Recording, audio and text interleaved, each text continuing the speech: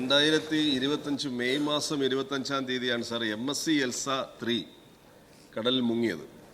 Sir 600ഓളം കണ്ടെയ്നറുകൾ, അതുപോലെ തന്നെ ഡീസലും bunker ഓയിലും ഉൾപ്പെടെ അതിനകത്ത് മുങ്ങിക്കിടക്കുകയാണ്.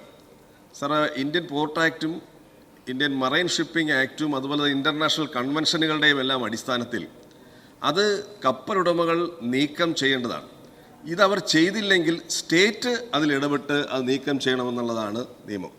എന്നാൽ സെൻട്രൽ ഗവൺമെൻറ് അത് ചെയ്യാതിരിക്കുകയും ആ ചെയ്യാതിരിക്കുന്ന പശ്ചാത്തലത്തിൽ അവിടുത്തെ പരിസ്ഥിതിയെ തന്നെ പ്രതികൂലമായി ബാധിക്കുകയും ജനങ്ങൾക്ക് മത്സ്യത്തൊഴിലാളികൾക്കും വളരെ പ്രതികൂലമായി ബാധിക്കുകയും ചെയ്യുന്ന പശ്ചാത്തലത്തിൽ ഇത് നീക്കം ചെയ്യാൻ സംസ്ഥാന ഗവൺമെൻറ് എടുത്ത നടപടികൾ എന്തെല്ലാമാണ് എന്ന് വിശദീകരിക്കാം.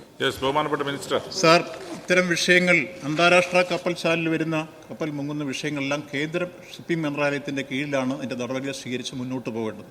അത് കൃത്യമായി കേരളം കേന്ദ്രത്തിൻ്റെ ശ്രദ്ധയിൽപ്പെടുത്തിയിട്ടുണ്ട്. ഒപ്പം നമുക്കുള്ള നഷ്ടം ഈടാക്കാൻ വേണ്ടിയുള്ള നീക്കങ്ങൾ നമ്മൾ നടത്തിയിട്ടുണ്ട്.